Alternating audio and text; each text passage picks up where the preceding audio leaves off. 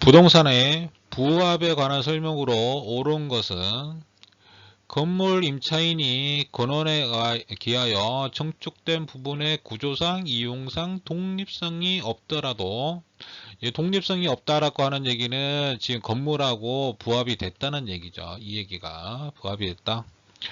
임대차 종료 시 임차인은 증축된 부분의 소유권을 주장할 수 있다. 아니죠. 없죠. 부합이 됐잖아요. 부합이 됐잖아요. 구조상, 이용상 독립성이 없다. 뗄래야 뗄 수가 없다. 지금 건물하고 이거하고 뗄 수가 없다. 부합이 됐으면 소유권을 주장할 수가 없습니다. 위의 일과 같이 독립성이 없더라도 임차인은 부속물 매수 청구권을 행사할 수 있다. 이것도 틀린 말이죠. 부속물이 아닌데 부속물 매수 청구권을 할 수가 없죠. 독립성이 없는데 부속물이라니 이게 무슨 얘기인가요? 자, 독립성이 없다면 부합되어 임대인 소유가 되는 거고요. 부속물 매수 청구권이 아니라 뭐 비용 상환 청구권 뭐 이런 식으로는 할 수 있죠. 거기에 대해서 비용이 들어갔으니까 그거를 뭐 달라 이런 식으로는 할 수 있습니다. 저당권 설정 이후에 부합한 물건에 대하여 저당권의 효력이 미칠 수 없음을 약정할 수 있다. 이게 맞는 말이네요. 약정할 수 있습니다. 자, 원칙은 저당권 설정 전이나 후나 뭐 이런 거 상관없이 하여튼 부합된 물건은 다 저당권의 효력이 다 미칩니다. 다 미치는데 만약에 약정으로 미치지 않는다라고 약정을 할 수는 있다. 약정할 수 있다. 이거는 맞는 지문.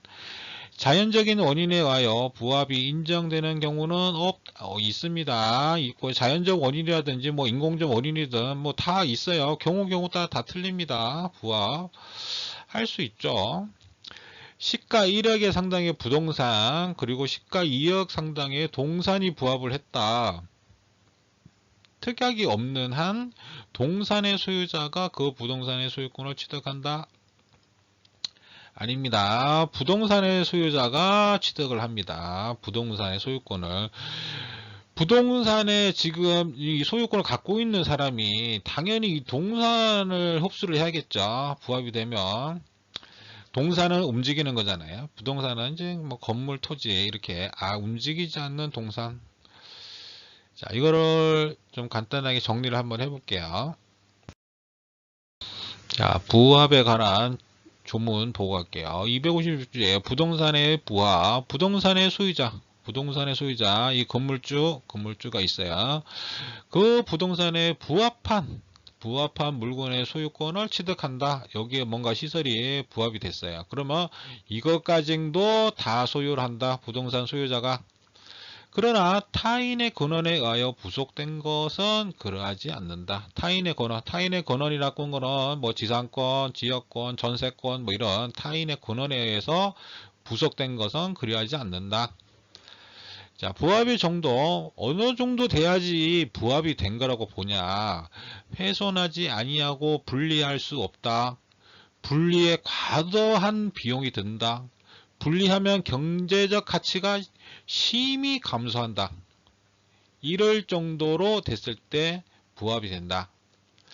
아까 지문에 나왔던 것처럼 구조상, 이용상 독립성이 없다라는 말로 표현할 수 있겠죠. 이렇게 분리를 할 수 없고 분리하면 과도한 비용이 들고 경제적 가치가 확 떨어지고 이렇게 구조상, 이용상 독립성이 없다. 이렇게 그러면 이게 부합이 됐다. 이거는 부합이 됐다. 이렇게 표현할 수 있겠죠. 자, 그 효과는 부동산 소유자가 부합한 물건의 소유권을 취득합니다. 그 부동산의 소유자가 부합이 된 물건의 소유권을 취득합니다. 자, 이 경우 부합한 물건의 가격이 부동산 가격을 초과하더라도 부동산 소유권에 부합함. 자, 이 물건이 이 부동산 가격보다 더 비싸요. 지금 이렇게 건물이 있는데 여기에 부합한 시설이 있어요. 이 시설 값이 더 비싸. 건물값보다. 그래도 이 부동산 소유자의 부합이 되면 이 부동산 소유자가 갖는다. 자, 왜 예외가 있어요. 예외. 부합한 물건이 타인의 권한, 아까 조문에 나왔던 것처럼 타인의 권한에 의해서 부속된 것은 부합시킨 자의 것으로 본다.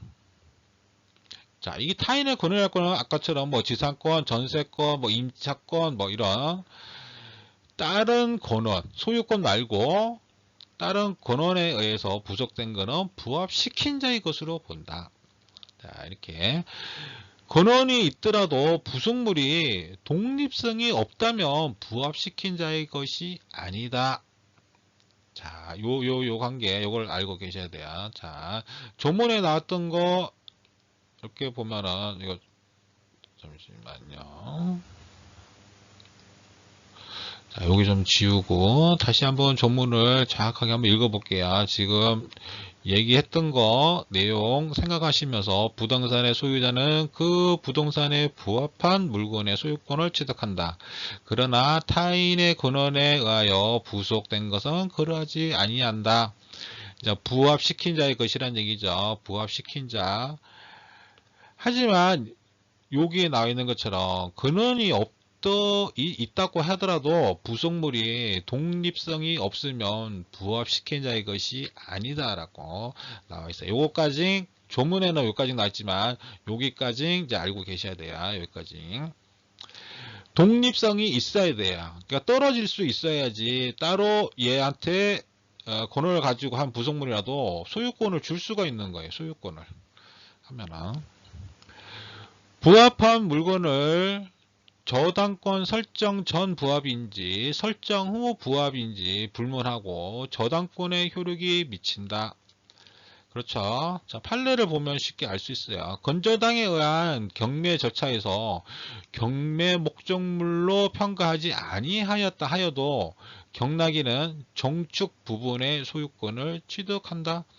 경매할 때는 이 정축되는 부분에 대해서 이 경매가 되질 않았어요. 하지만 나중에 어차피 부동산 소유자가 소유권을 획득하기 때문에 이 증축된 부분까지도 소유권을 취득한다. 이렇게 판례가 나와 있습니다. 독립물로서의 효용을 갖지 못하는 경우죠. 만약에 독립할 수 있다. 여기가 독립성이 있다. 그러면은 이제 얘기는 틀려집니다. 자, 수목은 토지의 부합이 원칙입니다. 단 등기된 임목 명인 방법으로 수목한 거는 부합 성립하지 않습니다. 이거는 등기가 돼 있으니까요. 소유권이 있잖아요. 소유권이 다 분리가 돼 있잖아요. 명의 방법이나 임목이나 이런 게 등기돼 있다. 이거는 이제 따로 소유권이 정해져 있기 때문에 이건 부합이 될 수가 없죠. 농산물의 토지 소유권에 부합되지 않고 경작자의 소유가 된다. 농산물은 네, 그렇습니다. 적법한 경작권 없이 타인의 토지에 경작하였더라도 성숙한 농작물의 소유권은 경작자가 가집니다. 자, 그리고 지문 3번. 자, 저당권 설정 이후에 부합한 물건에 대하여 저당권의 효력이 미칠 수 없음을 약정할 수 있다. 자, 요게 맞는 지문이었죠. 요거에 이제 조문이 있는데 요걸 소개시켜 드릴게요. 자, 이게 358조에 나와 있는 저당권 효력에 의한 범위. 자, 요게 사실은 우리 공인중개사 범위에 들어가는 부분은 아닌 것 같은데, 지금 이제 간단한, 이거는 뭐 상식선이니까. 저당권의 효력은 저당 부동산에 부합한 물건과 종물에 미친다. 이런 식으로. 저당권의 효력은 내가 어느 한 건물에 이제 뭐 저당권을 잡았어요. 그러면 나중에 이게 뭐 부합된 물건이 있든지 이렇게 할 경우에 이 저당권이 다 미칩니다. 저당권 다 미친다. 그러나 법률의 특별한 규정 또는 설정행위라고 하는 얘기는 뭐예요? 설정.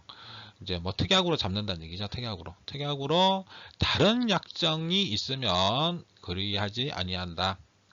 그러니까 처음에 저당 잡을 때부터 이 부분은 저당에서 빠집니다 라고 이렇게 약정을 특약으로 딱 넣어놔요. 그러면은 이것도 또 가능하다 이렇게 해놓으면 그러면 요것만 이제 저당권이 잡는 거죠. 자, 요런 이제 법조문도 있습니다.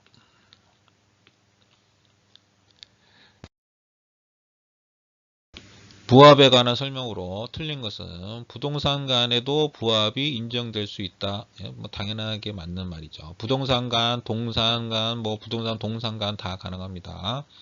부동산에 부합된 동산의 가격이 부동산 가격을 초과하더라도 동산의 소유권은 원칙적으로 부동산 소유자에게 귀속된다. 네, 맞습니다.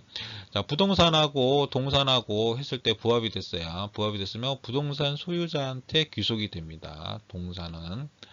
원칙이 그래요. 원칙만. 부합으로 인하여 소유권을 상실한 자는 부당이득 요건이 충족되는 경우에 보상을 청구할 수 있다. 네, 당연한 말입니다.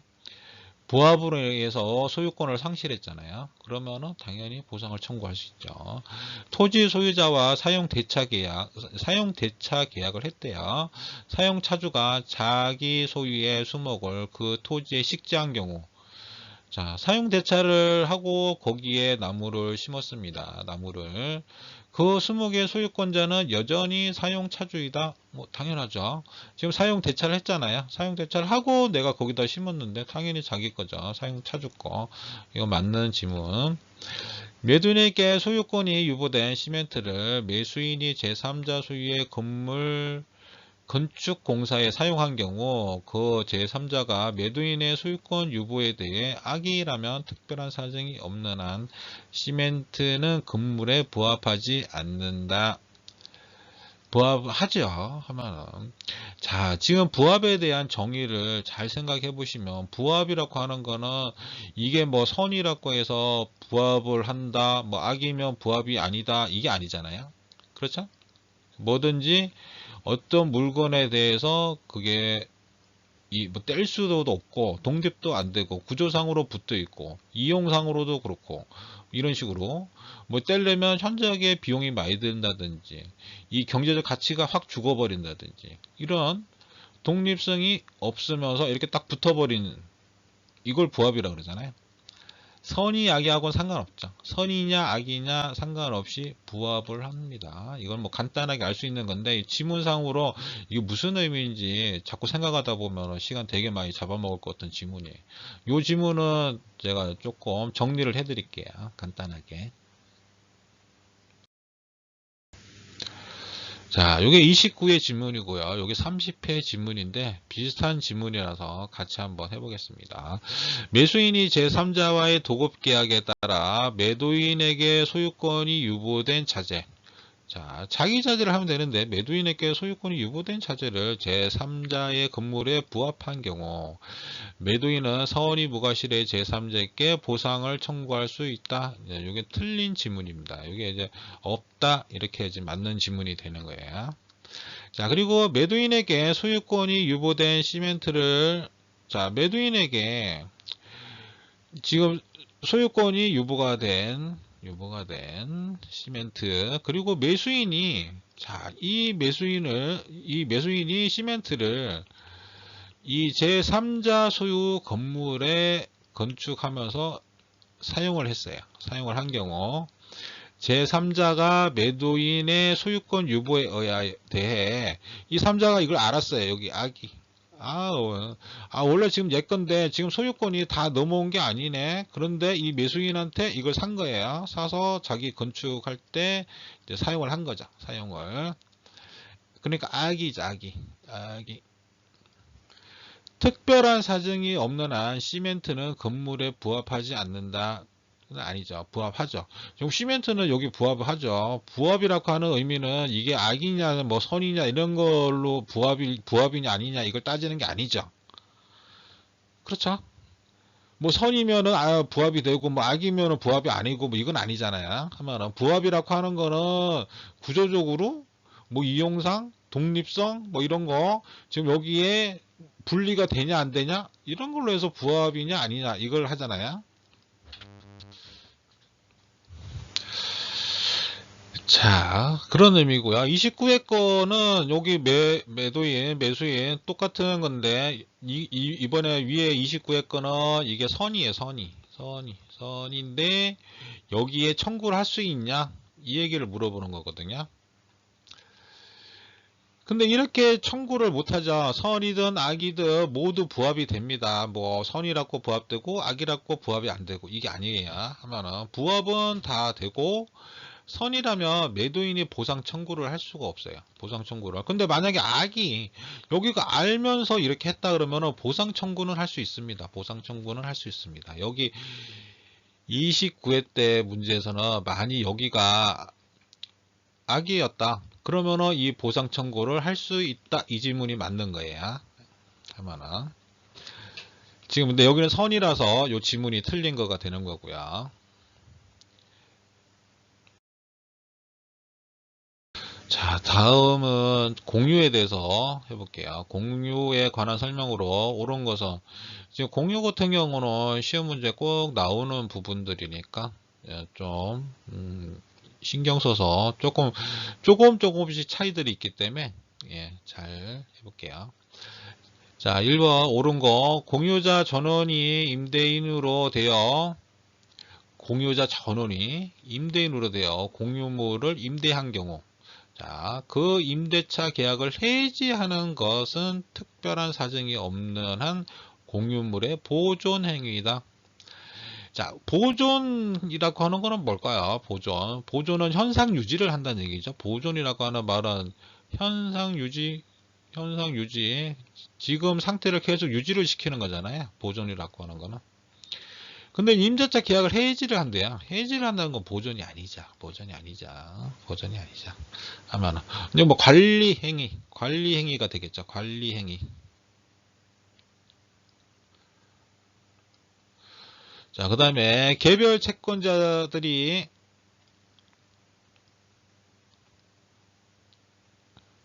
같은 기회에 특정 부동산에 관하여 하나의 건저당권을 설정받은 경우 그들은 해당 건저당권을 준공유한다. 네, 이게 맞습니다. 준공유한다. 네, 그렇죠. 뭐 개별 채권자들이 특정 부동산에 대해서 하나의 건저당권으로 설정을 받았다. 그러면은 건저당권을 준공유한다. 뭐 이런 의미. 자, 공유 부동산에 대해 공유자 중 한 명이 단독 명의로 원인 무효의 소유권 이전 등기가 행해졌다. 다른 공유자는 등기 명의인 공유자를 상대로 등기 전부의 말소를 청구할 수 있다. 없습니다. 전부 할 수 없는데 지금 3번 지문은 조금 뒤에 좀 자세하게 설명을 해 드릴게요. 지금 요 지문은 조금 이해를 잘 하셔야 될 게 공유 부동산이 있어요. 자, 부동산이 있고 여기를 말하기 예를 들어서 A, B, C, D 이런 사람이 공유를 하고 있는데 지금 A라고 하는 공유자 1인 공유자 중 1인이 자기 단독 명의로 원인 무효의 소유권 이전 등기를 했어요. 소유권 이전 등기를 한 거예요. 근데 다른 공유자는 등기 명의자인 자 다른 B, C, D 이 공유자가 이 공유자 A를 상대로 등기 전부의 말소를 청구할 수 있냐 이렇게 물어본 거예요. 여기는 있다고 지문이 나는데 없죠. 하면 전부를 청구할 수 없습니다. 왜냐하면 이 A도 이 부동산에 대해서 지분이 있거든요. 지분이 있습니다. 지분이 있어요. 그런데 전부 말소를 하면 안 되죠. 그럼 자기가 원래 갖고 있는 것까지도 없어져야 되잖아요. 그러니까 이건 틀린 지문. 뒤에 한번 자세하게 한번 설명을 해드리고요. 과반수 지분권자가 단독으로 공유 토지를 임대한 경우, 자 과반수 지분을 갖고 있는 사람이 단독으로 공유 토지를 임대를 했어요. 소수 지분권자는 과반수 지분권자에게 부당이득 반환을 청구할 수 없다. 아니죠. 있죠. 공동으로 공유하고 있는 토지를 임대했으면 그 지분만큼 청구할 수 있습니다. 자, 부동산 공유자 중 1인의 공유 지분 포기에 따른 물권 변동은 그 포기의 의사표시가 다른 공유자에게 도달함으로써 효력이 발생하며 등기는 유하지 않는다. 자, 요거는 거의 민법 처음에 나왔던 단독행위에 대한 얘기죠. 단독행위. 단독행위에 해당되는 게 상대방 없는 거, 있는 거 이렇게 나눈 거 기억하시나요? 하면은 여기에 보면은 공유 지분 포기라고 돼 있는 게 있어요. 이게 뭐였죠? 공유 지분 포기. 이게 상대방 있는 단독행위. 자, 이 경우는 등기를 해야 됩니다. 등기를 해야지 포기가 돼요. 하면은. 자, 그래서 요거는 등기를 요하지 않는다. 여기가 틀린 지문. 이렇게 됩니다.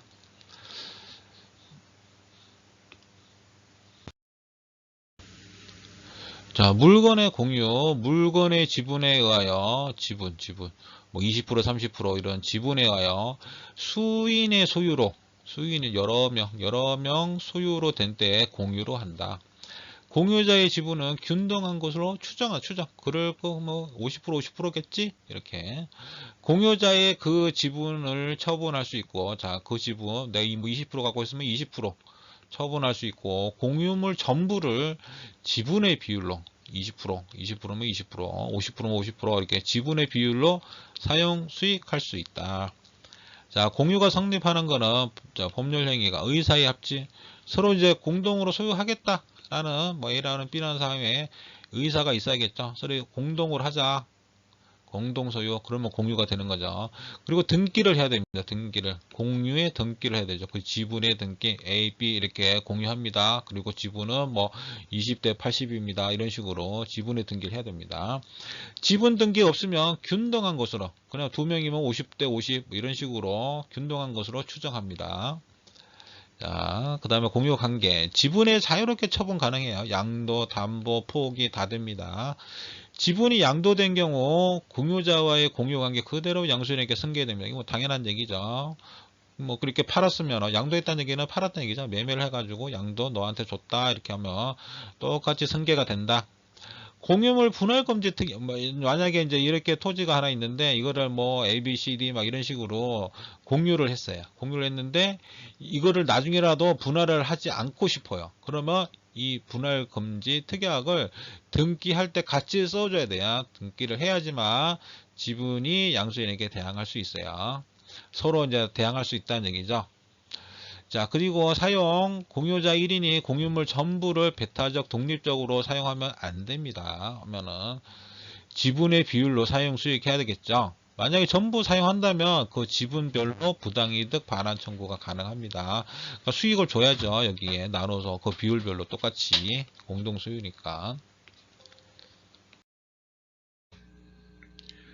자, 267조. 공유자가 그 지분을 포기하거나 상속인 없이 사망한 때에 그 지분을 다른 공유자에게 각 지분의 비율로 기속한다. 각 지분의 비율입니다. 각 지분의 비율. 지분이 틀릴 거 아니에요. 뭐 20%, 30%, 50% 이렇게 따르면 그 지분별로 뭐 얘가 포기를 했어요. 포기를 했으면 여기에 예를 들어서 뭐 8%? 여기 12%? 뭐 이런 식으로 각 지분의 비율로 기속한다. 이거 뭐 정확한 건 아니에요. 그냥 이런 식으로 틀리게 각 지분의 비율로 기속한다. 균등 기속이 아니라는 얘기죠. 여기 10%, 여기 10% 이렇게 주는 게 아니다. 이런 식으로 포기 의사표시가 공유자에게 도달하더라도 바로 효력 발생은 아니다. 등기하여야 효력 발생함. 등기해야 됩니다. 등기해야 됩니다. 그래야지 뭐 이거 상식적으로 봐도 제3자가 이 등기한 거 보고 뭐 거래를 하든지 뭐 할 거 아닙니까? 하면은 그 지분도 다 이게 변경을 해야 되고 한데 등기를 당연히 해야죠. 자, 공유물의 처분과 변경은 전원 동의가 필요합니다. 전원 동의. 공유자는 다른 공유자의 동의 없이 공유물을 처분하거나 변경하지 못한다. 자, 여기 법조문은 딸랑 이렇게 하나 나와 있는데 사실 이것 때문에 여러 가지 경우가 생겨서 판례들이 꽤 많아요. 요거는 문제를 풀면서 조금씩 접해보는 식으로 할게요. 공유물의 관리 보정. 공유물의 관리에 관한 사항은 공유자의 지분의 과반수로서 결정한다. 지분의 과반수입니다. 지분의 뭐 20%, 30%, 50%뭐 이렇게 이런 식으로 있다 그러면은 지분의 과반수가 돼야 됩니다. 여기서 과반수라고 하는 거는 과반수 초과죠. 그러니까 과반수 초과. 만약에 여기 뭐 A, B, C 이렇게 20%, 30%, 50% 있다 그러면은 C 혼자서는 안 되고요. 누군가 뭐 A든지 B든지 같이 해야 되죠. 초과를 시켜야 되니까 과반수 초과를 해야 되죠. 그럼 뭐 A가 하고 싶다 그러면은 뭐 저거 뭐 C하고 같이 하든지 뭐 B, C랑 같이 하든지 이런 방법으로 관리에 관해서는 관리라고 하는 거는 간단하게 뭐 계약에서 뭐 어떤 뭐 계약을 한다든지 뭐 이런 것들이죠. 하면은 자, 보존 행위는 각자 단독으로 할 수 있다. 자, 이거는 보존은 뭐죠? 보존은 현상 유지, 현상 유지, 현상 유지. 지금 있는 상태를 그냥 그대로 이제 유지를 시켜주는 거죠. 보존. 보존은 각자 할 수 있다. 보존 행위는. 자, 그래서 처분이나 변경은 좀 큰 의미고, 관리, 그 다음에 이제 보존, 보존이 제일 약하고요. 공유 부동산에 대한 공유자 중 1인의 단독 명의. 자, 지금 이 경우는 공유자의 명의예요. 공유자 1인의 단독 명의로 원인 무효의 소유권 이전 등기가 행해졌다면 다른 공유자는 등기 명의인인 공유자, 등기 명의인인 공유자를 상대로 등기 전부의 말소를 청구할 수 있다. 자, 요게 없다 이렇게 됐죠. 자, 이거는 판례에 나와 있는데, 자, 이거 보면은 공유자 1인이 제3자 명의로 소유권 이전 등기가 되었다면 공유물의 보존 행위로, 자, 보존 행위입니다. 현상 유지를 해야 되니까. 자, 보존 행위로 제3자에 대해 그 등기 전부의 말소를 구할 수 있다고 할 것이나, 자, 예를 들어서 공유자 이제 1인이 제3자한테 소유권 이전 등기를 했다. 그러면 나머지 공유자들이 여기에다가 말소 청구를 할 수 있다는 얘기죠. 할 수도 있다. 그 제3자가 공유자 중 1인인 경우, 근데 이 제3자가 공유자예요. 얘도 공유자의 한 명이에요. 한 명.